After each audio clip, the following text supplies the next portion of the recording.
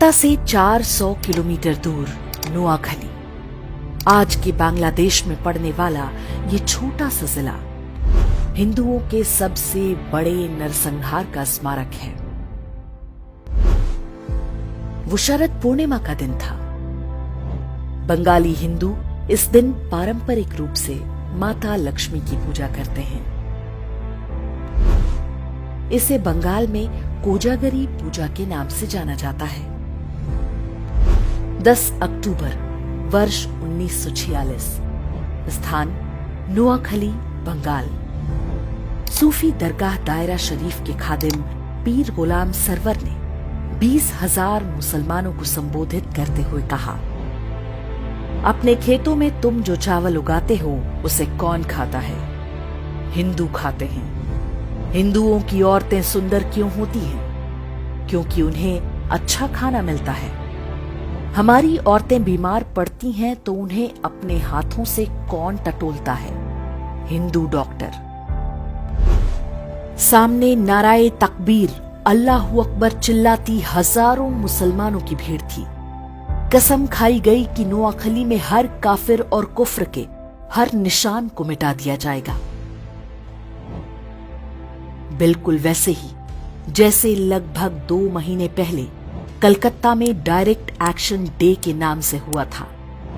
कलकत्ता की ही तरह हाथों में चाकू और गंडासे लिए जिहादी भीड़ ने चुन चुन कर हिंदू पुरुषों को मारना और हिंदू महिलाओं से बलात्कार शुरू कर दिया।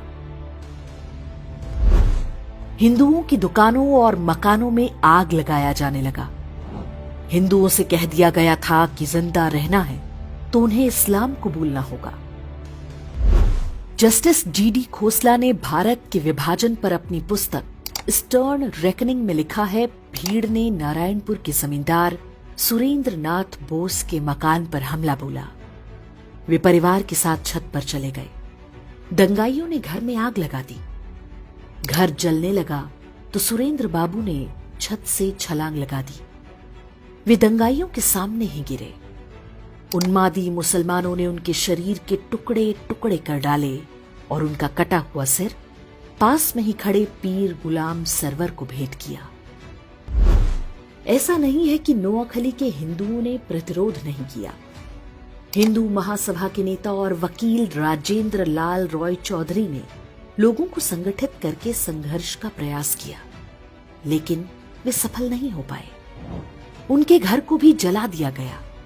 मजहबी दंगाई राजेंद्र लाल रॉय चौधरी को अपने साथ ले गए।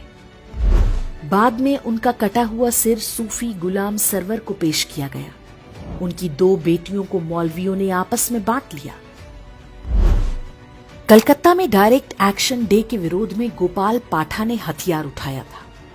उनका प्रतिरोध सफल रहा था क्योंकि कलकत्ता में हिंदुओं की जनसंख्या अधिक थी, जबकि नोआखली में हिंदू मात्र 20% थे, जबकि मुसलमान 80% थे।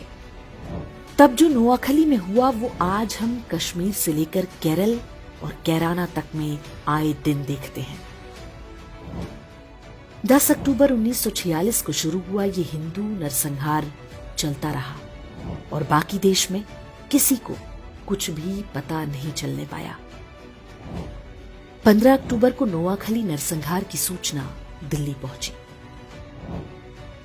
17 अक्टूबर को गांधी जी ने प्रतिक्रिया देते हुए कहा, हिंदू महिलाओं को मरने की कला सीखनी होगी।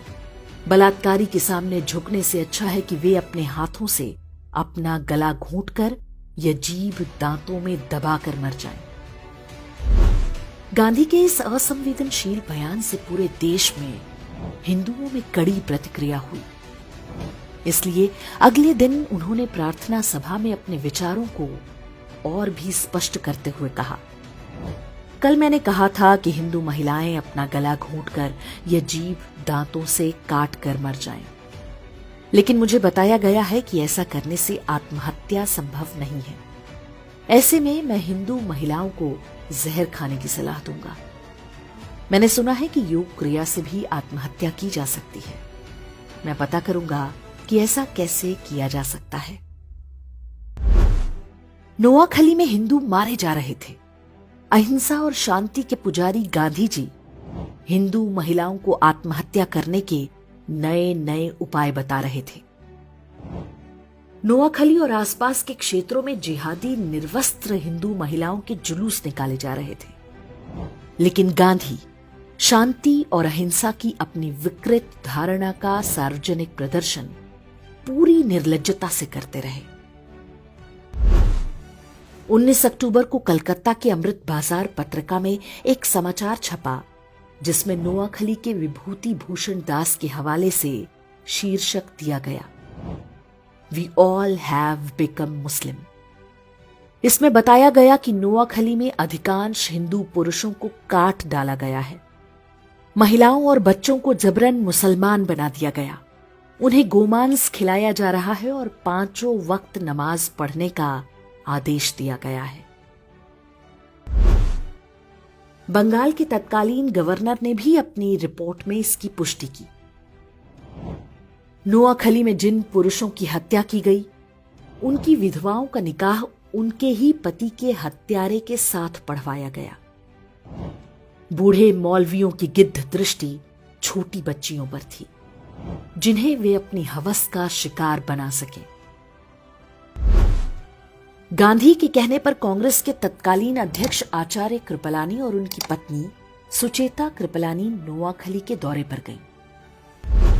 आचार्य कृपलानी ने अपनी पुस्तक Gandhi his life and thoughts में लिखा है कि हमारी मुलाकात बंगाल के मुख्यमंत्री सुहरावर्दी और गवर्नर फ्रेडरिक बरूच से हुई। जब मैंने हिंदू महिलाओं के अपहरण और बलात्कार की बात पूछी तो गवर्नर बरोज ने उत्तर दिया, ये तो होना ही था। हिंदू महिलाएं मुस्लिम महिलाओं की तुलना में अधिक सुंदर होती हैं। मेरा मन किया कि मैं उन्हें वहीं पर पीट दूं, लेकिन मैंने खुद को रोक लिया। सुचेता कृपलानी ने कुछ हिंदू महिलाओं को बचाकर राहत कैंपों तक लाने में सफलता पाई। पीर गुलाम सरवर हुसैनी इस बात से इतना भड़क गया कि उसने फतवा जारी करके कहा कि जो भी सुचेता कृपलानी के साथ बलात्कार करेगा उसे गाजी की उपाधि दी जाएगी। इसका परिणाम हुआ कि सुचेता कृपलानी हर समय अपने साथ जहर का कैप्सूल रखा करती थी। नोआखली नरसंहार शुरू होने के पूरे 1 महीने बाद गांधी ने वहां का दौरा किया। वे सबसे पहले पास के तिपरा नाम के स्थान पर गए। यहां दंगा पीड़ित हिंदुओं के लिए राहत शिविर चला रही सुचेता कृपलानी के साथ गांधी की मुलाकात हुई। उनके काम से खुश होने के बजाय गांधी जी ने सुचेता कृपलानी से कहा कि कैंप में रह रही हिंदू महिलाओं को निशुल्क खाना ना दिया जाए, बदले में उनसे काम कराया जाए। गांधी जी ने सुचेता कृपलानी को यह निर्देश भी दिया कि वे इन हिंदू महिलाओं से कहें कि वे वापस अपने गांव में जाकर मुसलमानों के साथ मिलजुल कर रहें, चाहे उनकी जान ही क्यों ना चली जाए। नाथूराम गोडसे और उनके मित्र नारायण आप्टे भी तब नोआखली गए थे। वहां पर वे राहत कैंपों में रह रहे हिंदुओं की सेवा करते थे। गोडसे और आप्टे ने वहां जो कुछ देखा और गांधी की बातें सुनी, ये कहना गलत नहीं होगा कि वही आगे चलकर गांधी की हत्या का कारण बना होगा।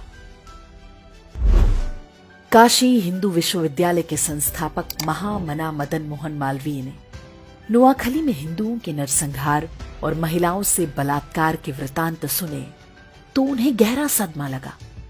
इसी कारण 12 नवंबर 1946 को उनका निधन हो गया। स्वतंत्रता के बाद बंगाल के पहले मुख्यमंत्री बने प्रफुल्ल चंद्र घोष ने अपनी पुस्तक Gandhi as I saw him में लिखा है, गांधी जी ने एक युवा से पूछा कि नोआखली में हिंदुओं और मुसलमानों की जनसंख्या का अनुपात क्या है। युवा ने उत्तर दिया, हिंदू 20% हैं और मुसलमान 80%। गांधी जी ने पूछा, जमीनें किस अनुपात में हैं? युवक ने बोला, 80% जमीनें हिंदुओं की हैं और 20% मुसलमानों की। तब गांधी ने कहा, संघर्ष का असली कारण यही है। अर्थात जिस व्यक्ति को राष्ट्रपिता बताकर देश पर थोप दिया गया, उसने जिहादियों के हाथों हिंदुओं के नरसंहार को आर्थिक असमानता से जोड़ दिया। जबकि नोआखली में रहने वाले हिंदुओं में बड़ी संख्या अनुसूचित जातियों की भी थी। ये लोग बहुत निर्धन थे। जिहादियों ने उनके भी पुरुषों की हत्या की और महिलाओं के साथ बलात्कार किया। लेकिन गांधी का ध्यान केवल जिहादी हिंसा का बचाव करने पर था। इसमें वो बहुत हद तक सफल भी रहे। स्कूली इतिहास की पुस्तकों में भी नोआखली नरसंहार को अमीर और गरीब के संघर्ष की तरह दिखाया जाता है। आज भी देश में अधिकांश लोग नहीं जानते कि नोआखली में क्या हुआ था और कैसे। वही हत्यारी मानसिकता आज भी देश भर में फल फूल रही है। 15 अगस्त 1947 को देश स्वतंत्र हो गया। बंटवारे में नोआखली पूर्वी पाकिस्तान के हिस्से में चला गया। वहां पर हिंदुओं का नरसंहार जारी रहा। अब तो कोई रोकने टोकने वाला नहीं था। आधिकारिक आंकड़ों के अनुसार इस नरसंहार में 5000 हिंदुओं की हत्या हुई। हालांकि दावा किया जाता है कि वास्तविक संख्या 50,000 से कम नहीं होगी। वर्ष 1946 में नोआखली में लगभग 4 लाख हिंदू रहते थे। उनमें से 95% को बलपूर्वक इस्लाम कबूल करना पड़ा। शरद पूर्णिमा या कोजागरी के दिन माता लक्ष्मी के 8 रूपों की पूजा की जाती है। इन्हें अष्टलक्ष्मी कहते हैं। इनमें से एक रूप वीर लक्ष्मी का है। इस रूप में माता धन धान्य के साथ अपने हाथों में चक्र, गदा और धनुष बाण भी धारण करती हैं। ये संदेश है कि धन तभी तक सुरक्षित है जब हाथों में शस्त्र और शास्त्र दोनों हों। शस्त्र केवल पूजने के लिए नहीं, प्रयोग के लिए है। चारों ओर से असुरों से घिरा हिंदू समाज जब तक इस बात को नहीं समझेगा, नोआखली जैसे नरसंहारों के लिए अभिशप्त रहेगा।